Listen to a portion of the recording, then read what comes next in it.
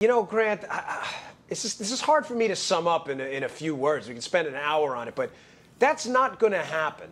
It's not. The people of Baltimore are seeing and, most importantly, feeling the ramifications of this poor decision-making now.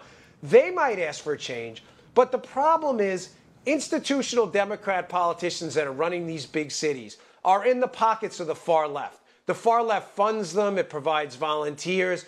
The radical far left sees the police as the problem. They see these crime problems in society as a result of capitalism, free markets, an allegiance to constitutional principles.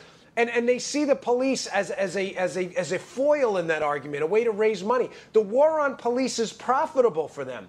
They're never going to give that up. And they're never going to let the Democrat politicians give that up and come out and take a Rudy Giuliani-like approach that says, listen, we're going to let cops do what cops do, which is investigate crime and lock bad guys up. I hope I'm wrong. I pray I'm wrong for the good people of Baltimore and New York who deserve better.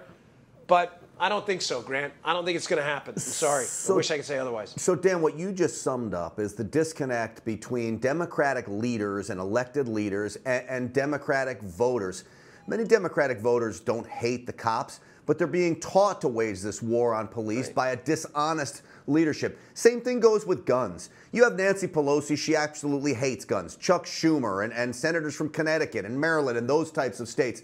But the good law-abiding Democrats around the country, I'm convinced, doesn't hate the Second Amendment or guns. Yeah. Many of them do, but not all of them. And so we have this huge disconnect because, as you summed it up, Dan, it's all about the power and controlling the message that they want. Yeah, and I'm glad you said that, because it's not even a minority of Democrats that believe that the cops are bad guys.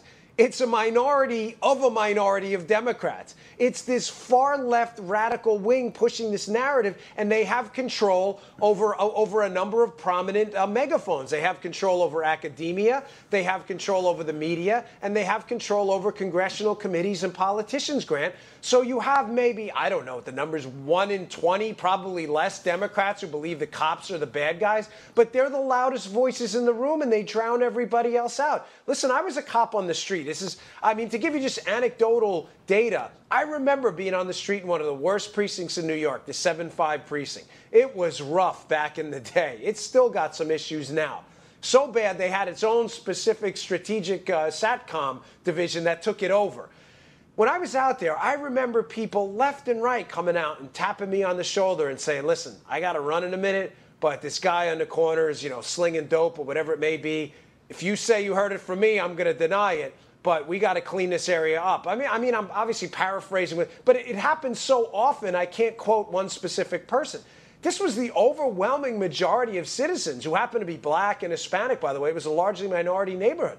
It's just these 1 in 20, 1 in 30 idiots that ruin it for everybody. And the sad thing is you're going to have another mother in Baltimore, tomorrow night at a crime scene with her head in her hand crying because her son or daughter's dead on a street corner. I mean, this is unforgivable. This is America. We have two different Americas right now.